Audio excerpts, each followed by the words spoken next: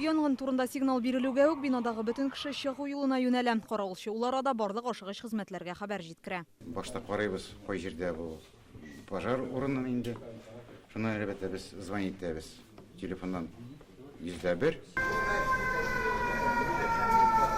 Бу чын хәвеф түгел, дәүләт янгын күзәтчелеге хезмәткәрләренең яңа уку ел алдыннан чираттагы тикшерүе генә. Бүген алар Казанның 187-нче лицейында булдылар. Мәктәп әле 2020 елда гына ачылган.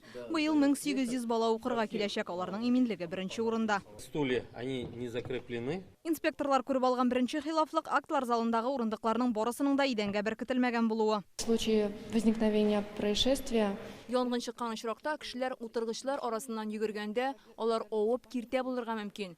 Мәктәп җитәкчелеге әлеге урындыклар вакытлыча гына куелып торды дип белдерде. Тиз арада бу хилафлыкны төзәтәчәкләр. Әлеге лицейда эвакуацияләү юлларына чыга торган ишекләр 9. Аларның барысы да кешеләр чыкканнан соң автомат рәвештә ябылырга да тиеш. Чөнки шулай булмаса, төтен таралуга юл куела. Янгын күзәтчелеге хезмәткәрләре ишекләрне автомат төстә ябарга ярдәм итүче җиһазларның барысының да төзек булмавын ачыклады. Якын арада аларны да тәртипкә китерергә куштылар. Профилактика рейд вакытында ачыкланган барлык кимчелекләрдә инде уку елы башланганчы төзәтеп бетереләчәк. Һәрбер сотрудник белән инструкция нигезендә инструктаж ясала. Республика буенча 1624 мәктәпне тикшереп чыгарга тиешләр. Бүгенгә аларның 66% каралган. 65 белем бирү үзәгендә 80ләп кагыйдә бозу очрагын ачыклаганнар.